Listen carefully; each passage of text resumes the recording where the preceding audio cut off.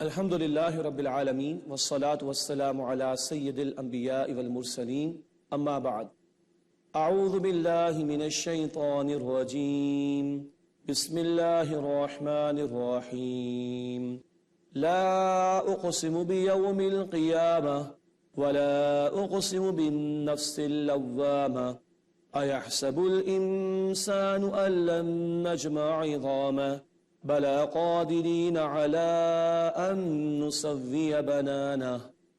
ناظرین کرام، السلام علیکم ورحمۃ اللہ وبرکاتہ۔ فہم قرآن کے سلسلے میں سورۃ المدثر کے بعد ہم آج آغاز کر رہے ہیں اپنے مطالعے کا سورۃ القیامہ سے۔ نام سے ظاہر ہے قیامت کا ذکر بھی ہے اور موت کا بیان بھی آئے گا اور کل کے دن کی ہولناکیوں کا ذکر بھی آئے گا۔ آئیے سورۃ القیامہ کا مطالعہ شروع کریں۔ بسم اللہ الرحمن الرحیم۔ لا اقسم بیوم القیامہ، نہیں میں قسم کھاتا ہوں قیامت کے دن کی۔ یہ نہیں نفی کی جا رہی ہے ان لوگوں کی جو قیامت کو جھٹلاتے ہیں کہ تمہارے جھٹلانا غلط ہے۔ اللہ فرماتے ہیں اقسم بیوم القیامہ، میں قسم کھاتا ہوں قیامت کی۔ ولا اقسم بالنفس اللوامہ، اور میں قسم کھاتا ہوں ملامت کرنے والے نفس کی، یعنی ضمیر جو اللہ نے انسان کے اندر رکھا۔ ہمارے اندر نیکی اور بدی کا شعور موجود ہے۔ ہماری فطرت تقاضا کرتی ہے کہ نیکی کا اچھا بدلہ ملے اور بدی کی سزا دی جائے، مگر اکثر ایسا ہوتا ہوا نظر نہیں آتا۔ تو ایک عالم برپا ہونا چاہیے جسے ہم قیامت کہتے ہیں، کہ جہاں نیکی کا بھرپور بدلہ اور بدی کی سزا دے دی جائے۔ اس نفس کی جو ملامت کرنے والا ہے، جسے ہم ضمیر کہتے ہیں، قسم کھائی اللہ نے قیامت کے بیان کے حوالے سے۔ ایحسب الانسان ان لن نجمع عظامہ، کہ انسان یہ گمان کرتا ہے کہ ہم اس کی ہڈیوں کو جمع نہیں کر سکیں گے۔ ہڈیاں تو بڑی بات، ارشاد ہوا بلا قادرین علی ان نسوی بنانا، کیوں نہیں بلکہ ہم تو قادر ہیں کہ اس کے پور پور کو درست کر دیں۔ یہ انگلیوں کے پور اور ان کے نشانات کو بھی اللہ دوبارہ بالکل اسی طرح پیدا کر دینے پر قادر ہے۔ 1400 برس پہلے قرآن نے بتایا اور اشارہ ہوا کہ دو افراد کے بھی فنگر پرنٹس ایک جیسے نہیں ہوتے، ان کو بھی اللہ بالکل اسی طرح دوبارہ پیدا کرنے پر قادر ہے۔ بل یرید الانسان لیفجر امامہ، بلکہ انسان تو چاہتا ہے کہ آئندہ بھی فسق و فجور یعنی نافرمانی کرتا رہے۔ یسأل ایان یوم القیامہ، نافرمان پوچھتا ہے وہ قیامت کب برپا ہوگی۔ کچھ لوگ مذاق اڑانے کے انداز میں، طنز کے انداز میں سوال کرتے تھے، بڑا زوردار جواب اللہ کی طرف سے ارشاد ہوا فَإِذَا بَرِقَ الْبَصَرُ، پس جب آنکھیں چندھیا جائیں گی، وَخَسَفَ الْقَمَرُ، اور چاند کو گرہن لگ جائے گا، وَجُمِعَ الشَّمْسُ وَالْقَمَرُ، اور سورج اور چاند جمع کر دیے جائیں گے۔ آج سورج اپنی جگہ موومنٹ میں ہے، چاند اپنی جگہ حرکت میں ہے۔ قیامت برپا ہوگی، یہ سارا نظام تلپٹ ہو جائے گا، سورج اور چاند کو جمع کر دیا جائے گا۔ یقول الانسان یومئذ این المفر، انسان اس دن کہے گا ہے کوئی فرار کی راہ؟ کلا لا وزر، ہرگز نہیں، کوئی بچاؤ نہیں ہوگا اس دن۔ الی ربک یومئذ المستقر، اس دن تمہیں لوٹنا ہوگا ٹھکانے اختیار کرنے کے لیے اپنے رب کی طرف۔ قیامت برپا ہوگی، اللہ کے سامنے پیشی ہوگی۔ ینبأ الانسان یومئذ بما قدم واخر، بتا دیا جائے گا انسان کو اس دن وہ جو اس نے آگے بھیجا اور پیچھے چھوڑا۔ کس نے دنیا کو ترجیح دی، کس نے آخرت کو پیچھے رکھا، اللہ سب ظاہر کر دے گا۔ کون نیکیوں میں آگے بڑھا اور کون پیچھے رہا، اللہ سب ظاہر فرما دے گا۔ بل الانسان علی نفسہ بصیرہ، بلکہ انسان کو اپنے اوپر بصیرت حاصل ہے۔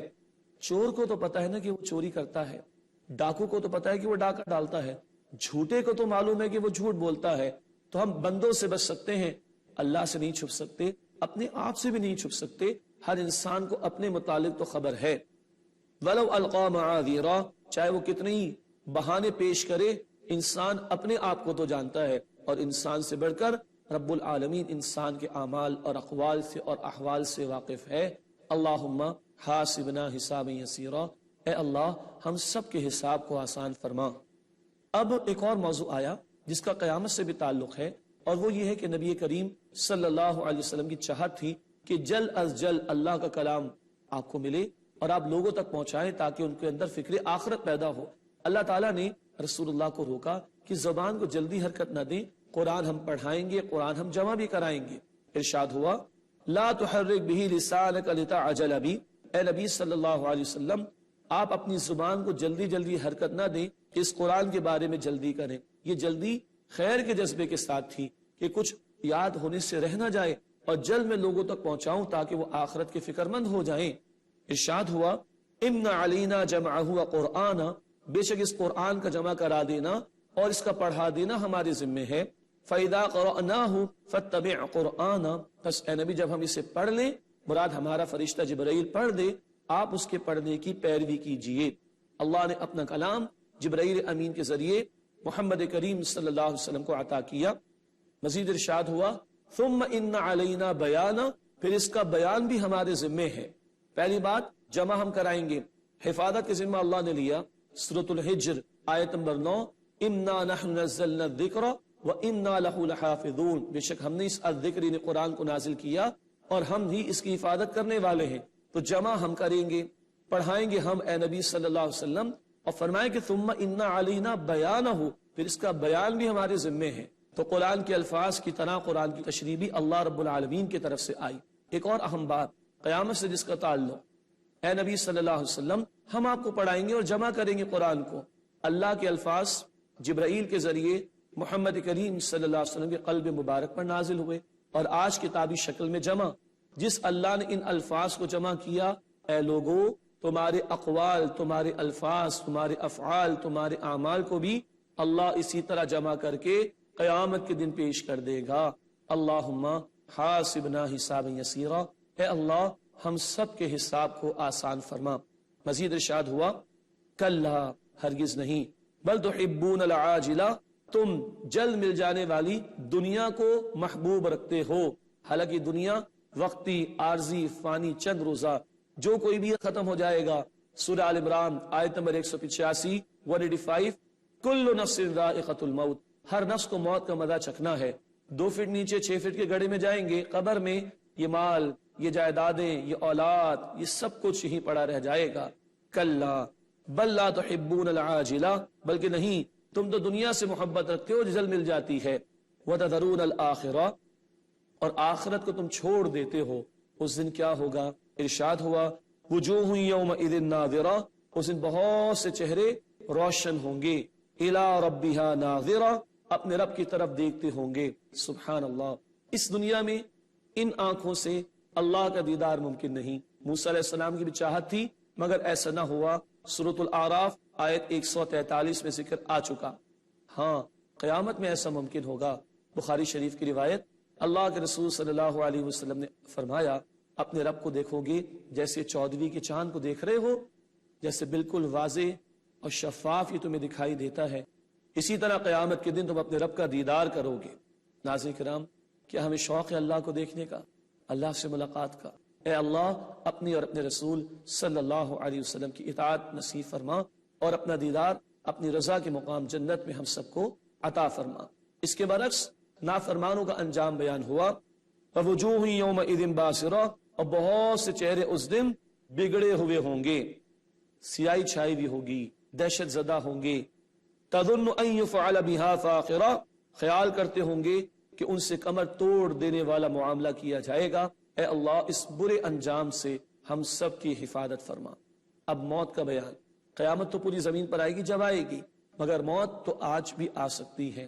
ارشاد ہوا کلا، ہرگز نہیں، اذا بلغت التراقی، جب جان ہنسلی حلق تک آ جائے گی.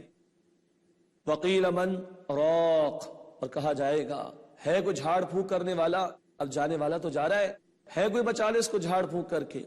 وظن انہ الفراق، اور جانے والا جان لے گا اب جدائی کا موقع ہے. نہ باپ، نہ ماں، نہ بیوی، نہ بچے، نہ بہن، نہ بھائی، کوئی ساتھ نہیں جائے گا.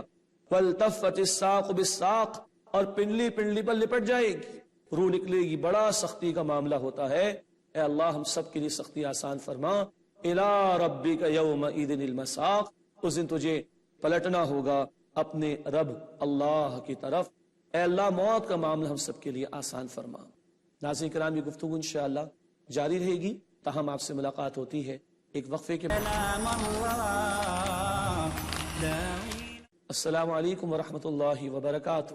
ناظرین کرام، پروگرام میں ایک مرتبہ پھر خوش آمدید. سورۃ القیامہ کا ہم مطالعہ کر رہے ہیں. اب آئیے اور آگے مطالعہ کریں. سورۃ القیامہ آیت نمبر 31 سے نافرمانوں کا تذکرہ آیا ہے، ارشاد ہوا فلا صدق ولا صلی، نہ اس نے تصدیق کی نہ اس نے نماز ادا کی، ولکن کذب وتولی، لیکن اس نے جھٹلایا اور منہ پھیر لیا۔ بعض مفسرین نے لکھا ابو جہل کا بیان اس کا بھی بیان ہے، اور بڑے بڑے نافرمانوں کا ذکر بھی ہے۔ تصدیق کی نہ نماز قائم کی، نماز ایمان کی علامت ہے۔ حدیث مسلم شریف میں اللہ کے رسول صلی اللہ علیہ وسلم نے فرمایا بندے کے کفر اور اسلام کے درمیان نماز کا فصل ہے، نماز ہے تو اسلام کی طرف، نماز نہیں تو کفر کی طرف جا رہا ہے۔ اللہ ہمیں تمام نمازوں کا اہتمام کرنے کی، وقت کی پابندی کے ساتھ توفیق عطا فرمائے۔ نہ تصدیق کی نہ نماز ادا کی، بلکہ جھٹلایا اور منہ پھیر لیا۔ اللہ تعالی ہمیں اس سے محفوظ رکھے اور دل و جان سے اپنے احکامات کو ماننے اور ان پر عمل کرنے کی توفیق عطا فرمائے۔ ثم ذهب الى اهله يتمطى، پھر وہ اپنے گھر والوں کی طرف چلا اکڑتے ہوئے، بڑا مگن دنیا میں، مال و دولت پر اترانے والا، اکڑنے والا، تکبر کرنے والا۔ ارشاد ہوا اولا لک فاولا ثم اولا لک فاولا، تباہی تیرے لیے، پھر تباہی تیرے لیے، پھر تباہی تیرے لیے، پھر تباہی تیرے لیے۔ بار بار یہ الفاظ استعمال کیے اللہ نے۔ ایحسب الانسان ان یترک سدی، کیا انسان یہ سمجھتا ہے وہ یوں ہی بیکار چھوڑ دیا جائے گا؟ کیا تمہاری تخلیق بے مقصد ہے؟ قطعاً نہیں۔ سورۃ المؤمنون آیت نمبر 115، افحسبتم انما خلقناکم عبثا، کیا تم نے گمان کر لیا ہم نے تمہیں بیکار پیدا کیا؟ وانکم الینا لا ترجعون، اور تمہیں ہماری طرف لوٹایا نہیں جائے گا۔ فتعال اللہ الملک الحق، بس اللہ حقیقی بادشاہ اس بات سے بہت بلند ہے کہ بیکار تمہیں پیدا کرے۔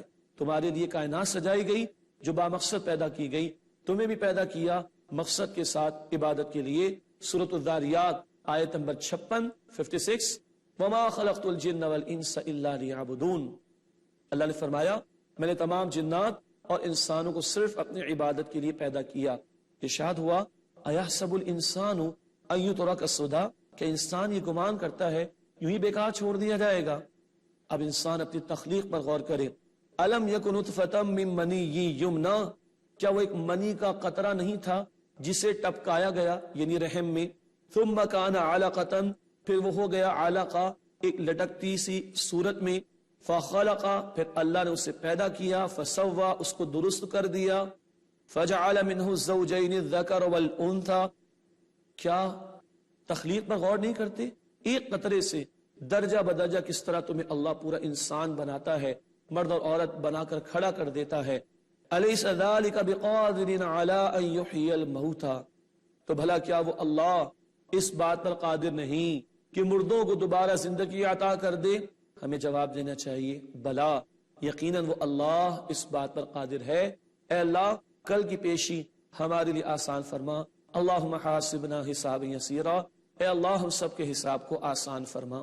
ناظرین کرام، سورۃ القیامہ کے بعد سورۃ الدہر کا آغاز ہوتا ہے۔ اس کا ایک اور نام سورۃ الانسان بھی ہے، انسان کی تخلیق کا اور اس کے مقصد کا بیان بھی اس کے آغاز میں آیا ہے۔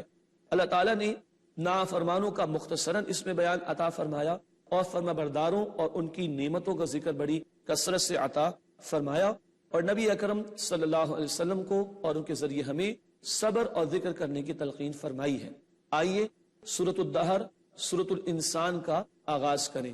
بسم اللہ الرحمن الرحیم۔ هل اتى على الانسان حين من الدهر، یقیناً انسان پر ایک دور وہ بھی گزرا ہے، لم يكن شيئا مذکورا، جب وہ قابل ذکر شے نہیں تھا، پہلے تو بالکل نہیں تھا، اور جب اس کی تخلیق شروع ہوئی تو ایک ناپاک قطرے سے۔ ارشاد ہوا انا خلقنا الانسان من